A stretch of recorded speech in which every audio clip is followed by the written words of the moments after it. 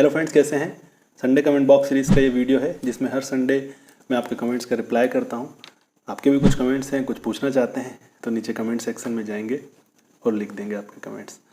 चलिए जल्दी शुरू करते हैं। अगर चैनल में नए हैं या पहली बार विजिट कर रहे हैं तो सब्सक्राइब कर लीजिए रेड बटन को क्लिक करके, और बेल आइकन को क्लिक कर लेंगे तो नोटिफिकेशंस आपको मिलती रहेगी रेगुलरली।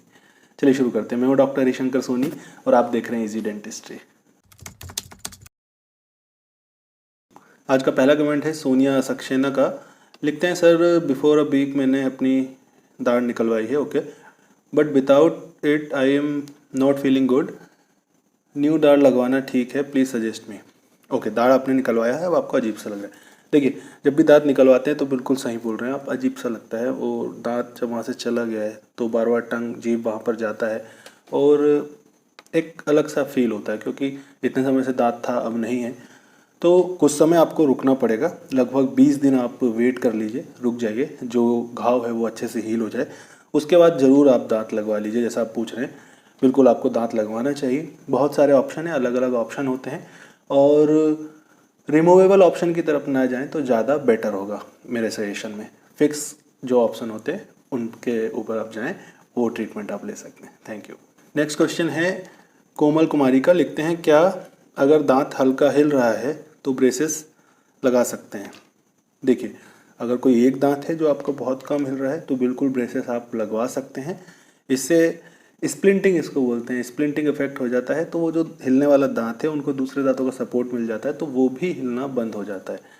लेकिन अगर ज़्यादा दांत आपके हिल रहे हैं और बहुत ज़्यादा हिल रहे हैं तो पहले आपको चेकअप कराना होगा। गम्स की कोई प्रॉब्लम तो नहीं है, डॉक्टर चेक करेंगे, आपको बताएंगे, फिर उनका ट्रीटमेंट किया जाएगा। उसके बाद आप ब्रेसेस लगवा सकते हैं। तो चेकअप पहले आप ज़रूर करवाएं। Thank you. आगे चलते हैं। नेक्स्ट कमेंट है मोहम्मद अनीस का। लिखते हैं, सर टीथ घिस रहे हैं, प्लीज़ टिप दीजिए। ओके, देखिए, दांत घिसने का सबसे बड़ा कारण होता है हार्ड ब्रशिंग। अगर आप ब्रश को ऐसे पकड़ के ऐसे ब्रशिंग करते हैं, मतलब आप हार्ड ब्रशिंग करते हैं। ब्रश को हमेशा ऐसे होल्ड करना है और बहुत नॉर्मल, मतलब कम इफेक्ट के साथ, बहुत ज़्यादा कम प्रेशर के साथ आपको ब्रशिंग करनी होती है, क्लीन करना होता है। लंबे समय से अगर आप ब्रशिंग हार्ड कर रहे हैं तो दांत बीच से आपके कटने लगते हैं, और सबसे बड़ा कारण यही होता है दांत घिसने का। और ग्राइंडिंग अगर आप करते हैं, ऐसा ग्राइंडिंग करने की आदत है तो वो चेक करिए, उसको आपको कम करना है। और जो घिसे हुए दांत हैं, जो घिस चुके हैं अब, उनमें आप रेस्टोरेशन करा लीजिए। जो टूथ कलर की फिलिंग होती है वो आपको करा लेना है और सॉफ्ट ब्रशिंग करनी है। Thank you. आगे चलते हैं। नेक्स्ट कमेंट है शुभम कश्यप का। लिखते हैं, सर मैंने ब्रेसेस लगवाए हैं। ज़्यादा कमेंट्स ब्रेसेस के ऊपर हैं आज। ब्रेसेस लगवाए हैं, ब्रेसेट्स गालों पर चुभते हैं, क्या लगाएं। जो ब्रेसेस लिखना चाह रहे हैं आप, चुभते हैं आपको। देखिए, ब्रेसेस लगाते हैं तो कुछ समय तक बिल्कुल अजीब सा लगता है, क्योंकि पहले हमारे दांत नॉर्मल होते हैं और ऊपर से फिर ब्रेसेस आ जाते हैं, वायर्स आ जाते हैं, तो थोड़ा अलग लगता है।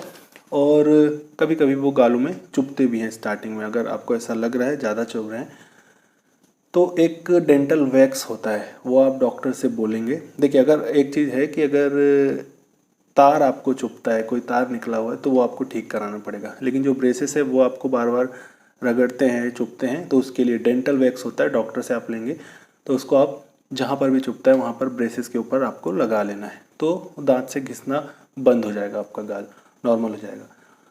और अगर वो डेंटल वैक्स अभी नहीं ले सकते हैं डॉक्टर से, या फिर अभी नहीं अवेलेबल है, तो च्युइंगम को आपको चबाना है और च्युइंगम आप वहाँ पर लगा लेंगे अभी के लिए, जहाँ पर भी आपको होता है, तो भी ये घिसना बंद हो जाएगा।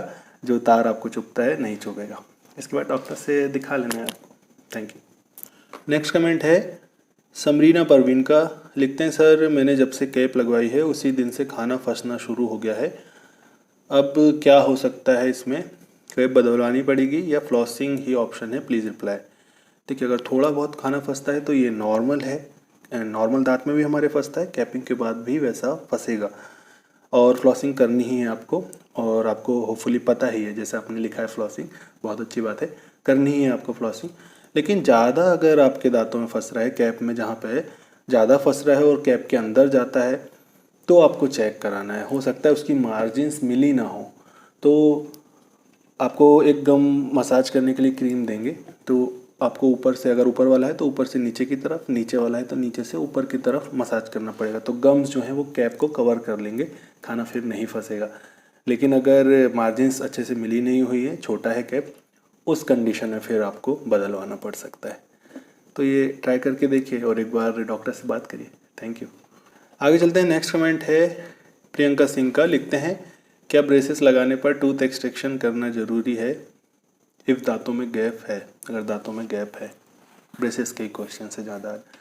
तो देखिए, जैसे आपने लिखा है गैप है आपके दांतों में, तो दांतों में अगर गैप है तो ब्रेसेस लगाने के लिए दांत निकालने की ज़रूरत नहीं पड़ती ज़्यादातर केसेस में। जहाँ पर क्राउडिंग है, मतलब मुंह छोटा है, दांत ज़्यादा है, उन केसेस में जगह बनाने के लिए दांतों को निकालना पड़ता है। लेकिन दांतों में अगर स्पेसिंग है, गैप है और उनको पास में लाना है तो ज़्यादातर केसेस में नहीं निकालना होता। Thank you. अगला कमेंट है डॉली का। लिखते हैं, सर मुझे केविटी की काफ़ी ज़्यादा प्रॉब्लम होने लगी है और टीथ में काफ़ी गैप आ गया है। प्लीज़ बताइए सर क्या करूं? ये बहुत जल्दी फैल रहा है टूथ में। देखिए, जो कैविटी का प्रॉब्लम आप बता रहे हैं तो आपको अभी से जो भी दांत में कैविटी हुआ है तो डीप नहीं होगा, जैसे आप बता रहे हैं अभी होना शुरू हुआ है, तो फिलिंग उसमें आप करा लीजिए। टूथ कलर फिलिंग होती है वो आप करा लीजिए, तो वो आगे नहीं बढ़ेगा और दांत में अंदर जो हमारा पल्प होता है, नसें होती है, वहाँ तक नहीं जाएगा, तो पेन आपको नहीं होगा, प्रॉब्लम बढ़ेगा नहीं आपका। जितने भी टूथ पर हो रहा है आपको फिलिंग करा लेनी है। उसके बाद क्लीनिंग आपको रखनी है और कुछ ज़रूरत आपको होगी तो एंटी कैविटी टूथपेस्ट वगैरह आपको प्रिस्क्राइब किए जाएंगे। तो फिलिंग आपको ज़रूर करानी है अगर वो कैविटी ही है तो। और अगर हो सकता है ज़्यादा दांतों में आप बोल रहे हैं तो गंदगी भी हो सकती है, कुछ काला लग रहा हो और आपको कैविटी लग रही हो ऐसा, तो उसके लिए सफाई करानी पड़ेगी। फिलिंग की भी ज़रूरत नहीं पड़ेगी अगर कैविटी नहीं है तो। Thank you. नेक्स्ट कमेंट है प्रज्ञा सिंह का। लिखते हैं, सर प्लीज़ हमें बताएं हम क्या करें, मवाद भी बन रहा है, पस बन रहा है। ये लिख रहे हैं विजडम टूथ के लिए, इसलिए इस कमेंट को लिया है। देखिए, मैंने कई बार बताया हुआ है कि विजडम टूथ, अकल दाढ़ में जो पस बनने का प्रॉब्लम है, इसको इग्नोर आपको नहीं करना है। जब भी इन्फेक्शन होगा आपको दर्द होगा, तो आपको इसके लिए एक्सरे करवाना है, पोजीशन चेक करवाना है दांत की डॉक्टर से, और ज़रूरत है तो इस टूथ को आपको निकलवा देना है। अगर ज़रूरत है, डॉक्टर सजेस्ट करते हैं तो निकलवा दीजिए, आगे तक के लिए प्रॉब्लम हमारी सॉल्व हो जाएगी। Thank you. अगला कमेंट है रेनू सैनिन का। लिखते हैं, सर एक्सरे में पता चल जाता है क्या कि टीथ पर कैपिंग हो रखी है? बिल्कुल, एक्सरे से पता चल जाता है। अगर आपने मेटल कैप लगवाई है या मेटल सेरेमिक कैप लगवाई है जो सबसे ज़्यादा लगती है, तो एक्सरे से पता चल जाता है कि कैपिंग हुई है। Thank you. तो ये थे इस वीक के आपके कुछ कमेंट्स और उनके रिप्लाई। होपफुली आपके जितने भी रिलेटेड क्वेश्चंस थे जिनके भी आंसर मिल गए होंगे आपको। पूछना चाहते हैं आप भी कुछ तो नीचे कमेंट सेक्शन में लिख सकते हैं। फेसबुक और इंस्टाग्राम पर भी इजी डेंटिस्ट्री को फॉलो कर सकते हैं। चलिए, जल्दी मिलते हैं नेक्स्ट वीडियो में एक और नए टॉपिक के साथ। Thanks for watching.